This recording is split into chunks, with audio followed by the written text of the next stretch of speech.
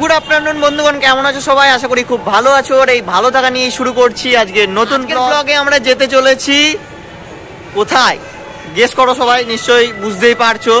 যেহেতু আমি বোলপুরে আছি, সেহেতু বোলপুরে থেকে বোলপুরের পৌষ মেলা দেখবো না, এটা হয় না। আর তার থেকেও বড় কথা, যে পৌষ মেলাটা হচ্ছে সেটা আমাদের মেসের সামনে হচ্ছে। মানে এটা ভাবা যায় ব্যাপারটা। এই মুহূর্তে আমি আছি আমাদের মেসের ছাদে, আর তার পরেই হচ্ছে এই রোড, আর তার রোডের ঠিক পরেই আছে পৌষ মেলা মাঠ। পৌষ মেলা মাঠ বললে ভুল হবে, এটা ডাকবাংলো মাঠ। ডাকবাংলো মাঠে পৌষ মেলাটা বসেছে। ওই যে দেখা যাচ্ছে এই পুরো রোড জুড়ে লোকের সমাগম। আর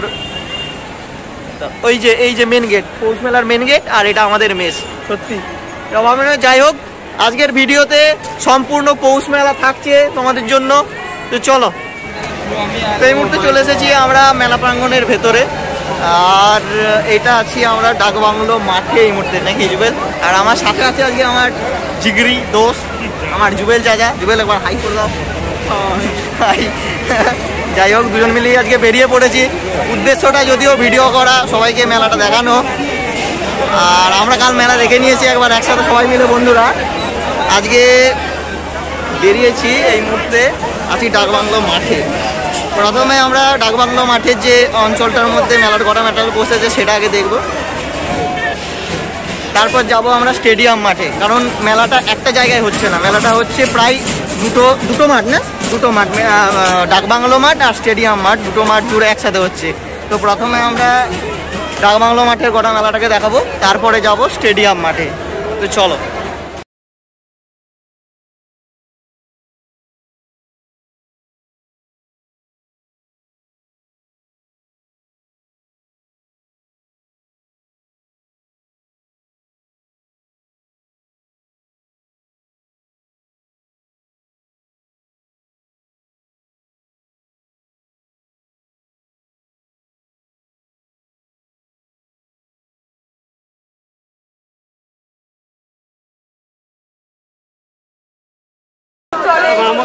তো এই মুহূর্তে আমি চলে এসেছি ডাকবাংলো মাঠের পূর্ব দক্ষিণ দিকটাতে, কারণ এই সাইডটাতে বসেছে খুব কম দামে একটা শীত বস্ত্রের পুরো মেলা বলতে গেলে এক কথায়।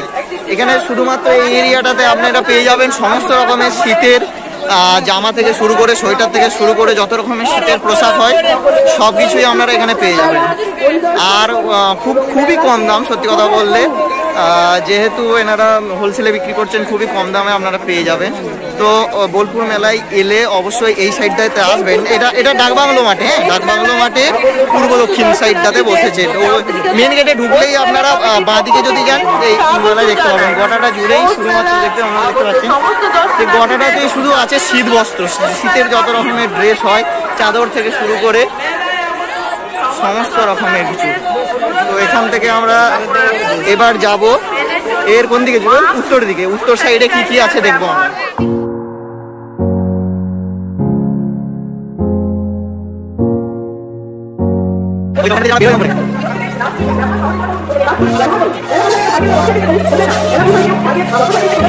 মেলা যখন এসেছেন অবশ্যই দেখার সাথে সাথে খেতেও হবে। আর যদি ভালো মন্দ কিছু খেতে হয় অবশ্যই চলে আসতে হবে ডাকবাংলো মাঠের পূর্ব একদম পশ্চিম সাইডটাতে। পশ্চিম সাইডে আপনারা দেখতে পাচ্ছেন যত রকমের ফাস্ট ফুডে আছে বা বড় ধরনের খাবার দাবার এখানে পাওয়া যায়, সব এই সাইডটাতে আপনারা পেয়ে যাবেন।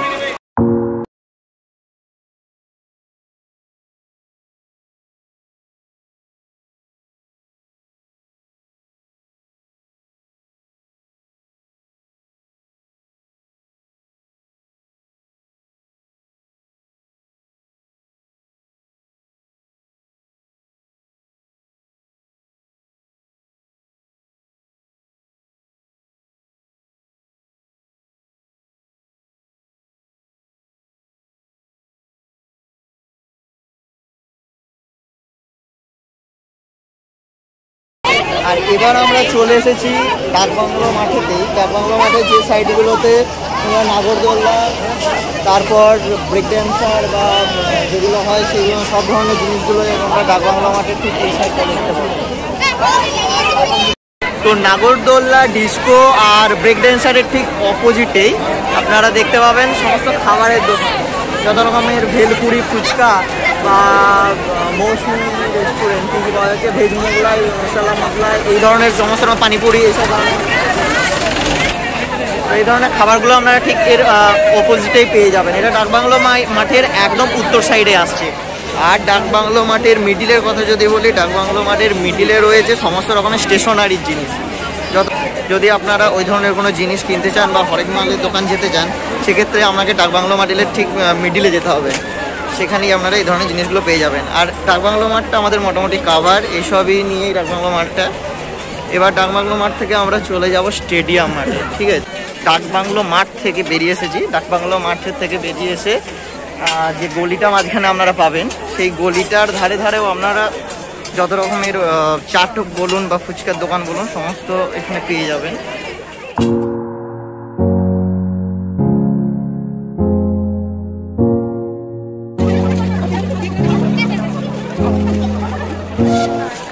বোলপুরের পৌষ মেলা কতটা ফেমাস তা আপনারা এই ভিড়টা দেখুন। সেই থেকে হয়তো 2 মিনিটের রাস্তা আমরা 5 মিনিটে এসেছি, এতটা ভিড় পরিমাণ। কারণ আজকে মেলার কালকে মেলা শুরু হয়েছে, আজকে মেলার সেকেন্ড দিন। তো সেকেন্ড দিনে ভিড় তো হবে, পৌষ মেলা যেহেতু 3 দিনই হয় মেনলি, এই 3 দিন মানুষ মানে গাদারে গাদারে মানুষ আসে। আর সেইভাবেই আজকে এসেছে অনেক মানুষ, তাদের ভিড়ে আমরাও চলেছি। মাস্ক তো অবশ্যই আমাদের মুখে আছে, কারণ সচেতনতা আগে, কোভিড পরিস্থিতি এখন সত্যি পরিস্থিতি এখনো আমাদের হাতের বাইরে। সেই জন্য যতটা সম্ভব আনন্দের সাথে সাথে নিজেদের সাবধানতাকেও বজায় রাখতে হবে। আর এই সাবধানতা নিয়ে আমরা মেলা দেখবো। আর এই স্টেডিয়াম মাঠে সমস্ত রকমের যে অনুষ্ঠানগুলো, সাংস্কৃতিক অনুষ্ঠান, সাংস্কৃতিক যে মঞ্চ, সেই মঞ্চ স্টেডিয়াম মাঠে। এবার স্টেডিয়াম মাঠে ঢুকবো আর মঞ্চটাও তোমাদেরকে দেখাবো। মঞ্চতে বলেছিলাম ভিডিওটার শেষে একটা সারপ্রাইজ আছে, ভিডিওটা অবশ্যই শেষ পর্যন্ত দেখুন, এটা আপনারা দেখতে পাবেন না। শেষটাতে রয়েছে বিশেষ আকর্ষণ আজকে রাত্রে। যাই হোক, এটা হচ্ছে স্টেডিয়াম মাঠের গেট, এখান দিয়ে আমরা এবার ঢুকবো। আর এখানটায় দাঁড় করানো আছে একটা আমাদের ফায়ার ব্রিগেডের গাড়ি, যে কোনো পরিস্থিতির জন্য তারা প্রস্তুত। যদি কোনো রকমের অগ্নিকাণ্ড হয়ে থাকে বা কোনো ধরনের দুর্ঘটনা যদি বাই চান্স হয়েও যায়, তার জন্য সমস্ত সুব্যবস্থা রয়েছে। এখানে রয়েছে আমাদের প্রশাসন, সম্পূর্ণ তারা তৈরি আছে সমস্ত রকমের পরিস্থিতির সাথে লড়াই করার জন্য। তাদেরকে আবারও একবার ধন্যবাদ এত সুন্দরভাবে এত বড় একটা মেলাকে পরিচালনা করার জন্য। আর এই মুহূর্তে আমরা চলে এসেছি আমাদের যে সাংস্কৃতিক মঞ্চ, বোলপুরের মেন সাংস্কৃতিক মঞ্চ, সেখানে এখন অনুষ্ঠিত হচ্ছে আমাদের বোলপুরের খুবই পরিচিত সাঁওতাল নাচ, সেটা আমরা দেখবো এবার।